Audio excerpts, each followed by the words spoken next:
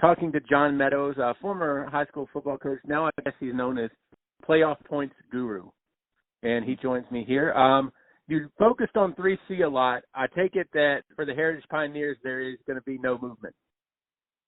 Well, yeah, I've been doing the points for Heritage for many years, and from what I see, there's going to be no movement in seeds 1 and 2.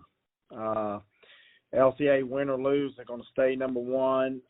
Same with Heritage, win or lose, they're going to stay number 1. Nobody can overtake, or they cannot drop.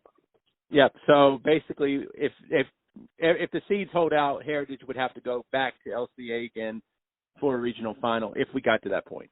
Yeah, if both of them would win their first 2 games, they would have to go back to LCA to play the regional championship game. So where could there be movement in 3C?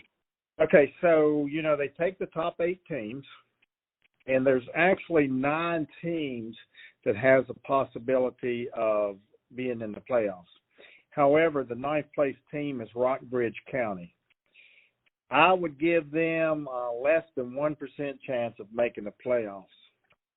For example, if they were to win, they would come up with a definite 205 points. Rustburg is now at number 8. If they would lose, they would have a definite 211 points. So then it would come down to rider points. Rockbridge, if they got all their rider points, and that's teams that they've played throughout the year, that they've won or lost, if those teams would have to win the game. If they beat them, they would get 2 points. If it's a team that beat Rockbridge, if they won the game, they would get 1 point. So they've got a possible 8 rider points. And now, I don't see that happening. Real quick again, explain rider points in a nutshell for people that may not know what the heck you're talking about. All right, so when I talk about rider points, that's the teams that you've played. And what I'll do is I'll use Heritage, for example. Heritage this year has played William Fleming, Dinwiddie, Appomattox, EC Glass, LCA, Rustburg, Brookville, Jefferson Forest, and Liberty. So rider points would be the teams that these teams are playing this week. For example, William Fleming is playing William Byrd. Heritage beat William Fleming. If William Fleming wins this game this week, Heritage would receive 2 rider points. What it is, for each game that a team wins that you beat, you receive 2 rider points. Now, if a team beats you, for example, Dinwiddie beat Heritage. So every game that Dinwiddie wins, they only receive 1 rider point. Okay? And so Dinwiddie plays Thomas Dale this week. If Dinwiddie wins, and, they'll actually end up 10-0 if they do, Heritage would receive 1 rider point. Now, all the rider points are already added up into the totals right now, except for this final week. And that's what has to happen at the end of the game. When the game is over, I have to look through all the rider points and add those in. Now, some rider points are what I call definite rider points. And an example of that is Heritage played Rustburg and Brookville. They beat both of those teams. So it doesn't matter who wins that game, Rustburg or Brookville, they're already guaranteed 2 rider points. Now, does that make sense, Bob? Makes sense to me. Let me ask one thing, though, that I just want to make sure we have clear up. Heritage beat William Byrd, or William Fleming. What if William Byrd beat William Fleming? Okay, so the 2 possible, and that's what I do. I have possibles and definite. The 2 possible points that Heritage would have there, they would now get 0 out of that possible. So in a nutshell, on my sheet, I have possibles and definite. Right. Like in the Rustburg Brookville, I've already figured them as a definite. They also, Jefferson Forest is playing Liberty this week. They beat both of those teams. So they definitely are going to get 2. It doesn't matter who wins that game. So in a game like Glass and LCA, if Glass were to win, Heritage gets 2 rider points. If LCA wins, Heritage gets 1. Yes, but with that one here, the way I've already figured that one is, they're definitely going to get 1. Right. Okay, because they played both teams. So if LCA would win, that's all they would get. If Glass would win the game, then they would get that second one. So I've got them as 1 possible, 1 definite in the EC Glass LCA game. So in a nutshell, you beat the team. If you beat the teams, you're going to get points. If they win, if you beat a team and they lose, you're getting nothing. That is correct. Yes. Okay. Now the one game that where they can't get any rider points this week is Appomattox is on a bye. Right. So nothing's happening in that game. So there's no possible or no definites for Appomattox this week. In 3C, who would you be if you were such and such? And let me make sure this makes sense. Who should be sweating tonight in 3C? Well, I mean, like I said, LCA and Heritage are locked. It doesn't matter what happened. They're not going to change 1 and 2. Brookville's sitting in at number 3. If Brookville wins, they're locked at number 3. However, if Brookville were to get upset by Rustburg tonight, then the 4th place team, Stanton, could actually overtake them. And as I'm looking at my numbers here, if Brookville would happen to lose, they would end up at 242 definite points. Now, they could still max out at 249, and that's where the rider points come in, Bob. They've got 7 rider points that are out there that they possibly could get. Stanton, if they were to win, they would be at 246. They actually have 12 rider points out there that they could get, so their maximum that they could end up would be 258. So if Brookville were to lose tonight, there's a good chance, and Stanton wins, there's a good chance that Stanton could overtake Brookville for the number 3 seed. But Brookville still is going to get a home game in round 1. Yeah, I'm looking here. Now, if Brookville were to lose and Turner Ashby is playing Rockbridge County, which they're probably projected to lose at. If Brookville were to lose and Turner Ashby were to win, they would be tied at 242 to 242, and both of them have 7 rider points available. So that could come. There's a possibility that Brookville could drop 2 spots with Stanton winning and Turner Ashby. So they're not guaranteed. I think I'm trying to say is they're not a guaranteed. Now, there are a lot of things have got to happen for them not to get a home field, but they're not guaranteed. But highly likely they get a home field. I would, if I were a guessing man, yes, I would say that. How should Rustburg be feeling tonight? Well, like I said, I think the chances of Rockbridge overtaking Rustburg are really slim. I think Rustburg is in. Now, they're at the number 8 seat currently. Wilson Memorial, if Rustburg would win, there's a possibility of them moving up. However, with a loss, they'll be number 8. If they win, how good is the possibility they move up? All right, so if they win, they would have 228 points. Wilson Memorial, who is playing Stanton, and I have a feeling Stanton's going to win that game. I don't know a lot about those teams, but it sounds like Stanton's probably going to beat them.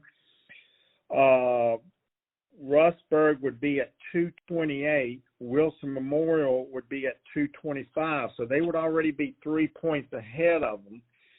But Rustburg only has a possibility of 4 rider points. Wilson Memorial has a possibility of 9. So then you get into the games. Now, Rustburg's rider points are Monticello versus Charlottesville. They beat Monticello.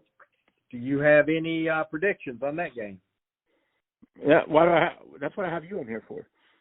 Well, I don't know a lot about Monticello or Charlottesville. Right. However, the other rider points that they have possible is Alta Vista versus Chatham. I don't think Alta Vista beats Chatham tonight. Right. I would agree. But I think they don't get those 2 points. So now that means there's only 2 points that are a possibility. Now, here's the kicker, and I didn't even notice this. As we talk about this, Bob, Wilson also played Monticello. They beat Monticello. So as I'm looking at this, if Monticello would win, well, Wilson would get 2 points, Rustburg would get 2 points. So that would X that out. And then it comes to, Wilson Memorial has a possibility of 2, 4, 6, 8, 9 rider points compared to the 4 of Rustburg.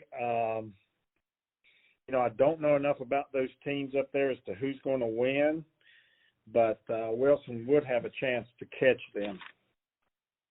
So it's going to be tough for Rustburg to move up. Is that what we're saying? Yeah, honestly, predicting-wise, I would predict Rustburg to get beat tonight. And if they get beat, they're going to stay in number 8, which means that they would face LCA in the first round. Do you remember doing the game with me last week? I do remember doing the game with you last week. Do you remember the one cardinal rule? What's that? Don't ask me questions. That still applies. I forget that sometimes, but like I said, if it were up to me, I see 1, 2, and 3 probably staying the same. Okay, LCA, Heritage, Brookville. Right. I see number 8 staying the same. I think Stanton beats Wilson, which means that Stanton and Wilson will probably stay the same. Now, Spotswood and Turner Ashby. Spotswood's playing Harrisonburg. I think they probably beat Harrisonburg because I don't know if Harrisonburg's even won a game this year. Turner Ashby's playing Rockbridge. I know that's a big game for both of them. It's a rivalry game, but I think Turner Ashby beats them. If Turner Ashby and Spotswood would win, Turner Ashby could actually overtake Spotswood because Turner Ashby's win is worth more points than Spotswood. For example, Spotswood, if they win, they get 24 points against Harrisonburg. Turner Ashby gets 28. So they're only down a few points now, so that would actually throw Turner Ashby. So Turner Ashby could end up in number 5 and Spotswood drop to 6. That's what I'm predicting. Final question. How much does a coach sweat after their game is done and going to watch the TV shows or whatever? How much do they sweat nights like this? Well, the person that doesn't sweat much is Coach Bradley because Coach Bradley knows he can call Coach Meadows, and Coach Meadows will have these points for him, but he wants them immediately. Right. So what happens when the game's end tonight, I will get on the internet and start looking up games. And it's not just the 18 games that I've got to look up. I've got to look up all their opponents that they've played. So, if they played somebody that's on the west end of the state, I've got to go down on that west end of the state and see who won that ball game because that 1 or 2 points could be the difference. He doesn't sweat much. I have had other coaches in the 3A region call Coach Bradley and say, hey, what does your guy have? And I've had to tell them, hey, to let them know that I had one last year. I had to tell them, I said, let them know by and I am unofficial. Right. Let him know that I don't have him making the playoff. And of course, that is what the case has been. There was one time when I actually caught the VHSL when the people doing the points had something incorrect and they had called it out. And I said, Bradley, that's not what I got. And it ended up I was correct and they were incorrect. Are you sweating if you're Bert Torrance? Am I? I don't. Well, it depends. I have not talked to Coach Torrance this year. If I were to talk to him, I would tell him, I'd say, like I said, I give you a 99.9% chance of getting in. Now that it could be that night where everything goes in Rockbridge's favor and they get all the rider points they need, but I don't see it happening. And congratulations, you make the playoffs and get LCA in the first round. Well, I think going into a new program, he last year, I think he came in either 8th or 9th, thinking they had a chance at the playoffs last year, and they missed it by a slim margin. I think at this point, you do baby steps. You try to get into the playoffs. That's step one, developing a new program. And then next year might be where, okay, now I want to try to get in the top 5, top 4. And that's how you build your program. You got to make that first step. Everybody wants to be in the playoffs, and now one thing that I do disagree, and I'll put this out there, I don't think anybody below 500 should be able to make the playoffs, but that's just my opinion.